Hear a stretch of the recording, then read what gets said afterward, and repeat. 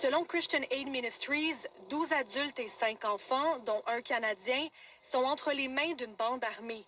Et c'est le mystère le plus complet sur leur sort. Le groupe a été enlevé à une trentaine de kilomètres de Port-au-Prince. Des citoyens haïtiens ont également été kidnappés. Les missionnaires sont membres de Christian Aid Ministries, qui regroupe des Amish, des Mennonites et des Anabaptistes.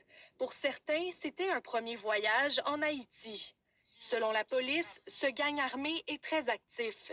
Ces événements augmentent en nombre depuis des mois, conséquence de la mainmise des gangs armés, particulièrement autour de la capitale. Il y a des gangs qui opèrent et qui s'affrontent dans la sortie sud de Port-au-Prince. Au nord, c'est pratiquement la même situation. Donc, c'est un peu difficile de vivre dans cette atmosphère-là. Plus de 600 enlèvements ont été recensés depuis le début de l'année, contre 231 pour la même période en 2020.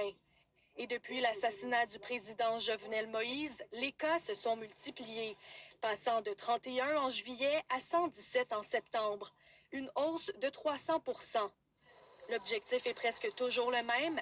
Le gang exige des rançons allant d'aussi peu que 100 $ à des montants avoisinant le million.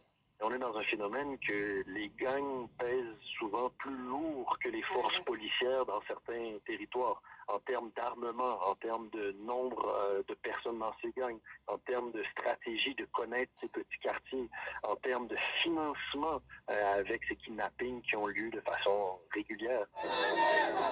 En raison des troubles civils et de la situation qui peut rapidement se détériorer, les voyages non essentiels en Haïti sont fortement déconseillés par le gouvernement du Canada. Ici Aimée Lemieux, Radio-Canada, Montréal.